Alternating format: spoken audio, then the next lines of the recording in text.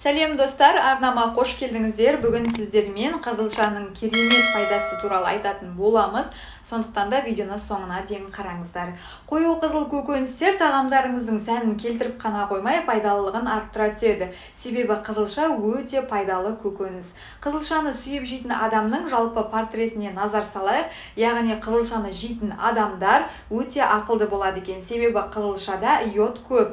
Ал онсыз есте сақтау қабілетінің жақсы, ой өрісі мен зейінінің жоғары болуы мүмкін емес. Және де бетті алқызыл болады екен. Себебі алқызылша темірдің сіңуіне әсер етеді. Сондықтан қызылшаны ұнататын жандардың бет әлпетінің бозарғанын байқамайсыз.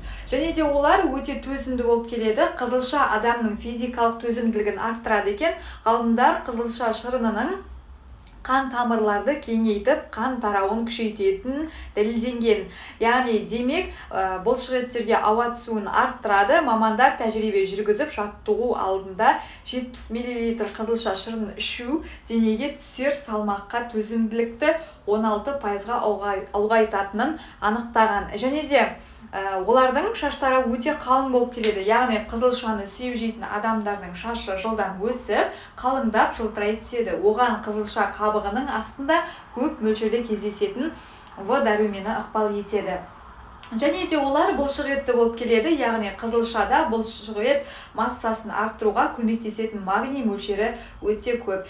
Және де олар өте сымбатты болып келеді. Яғни қызылша құрамында азот алмасуын жылдамдатып, артық сұйықтықты шығарып, артық салмақтан арылуға себебін тигізетін ерекше заттар кездеседі.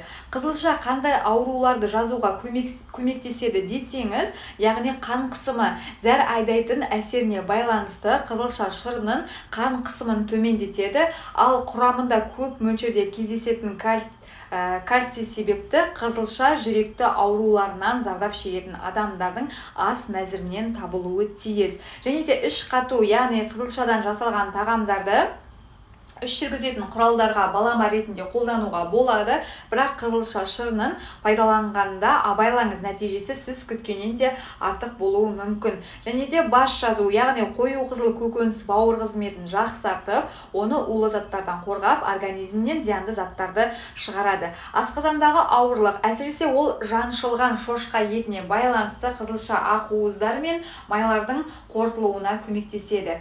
Және де тұмау қызылша қабынуға қарсы әсерге ие, сондықтан бұл көкөністің шырынын тұмау тигенде мұрынға тамызады. Сонымен қатар баспа, көмейдің қабынуы, жұтқыншақтың қабынуы орын алғанда тамақты шаю үшін қолданылады.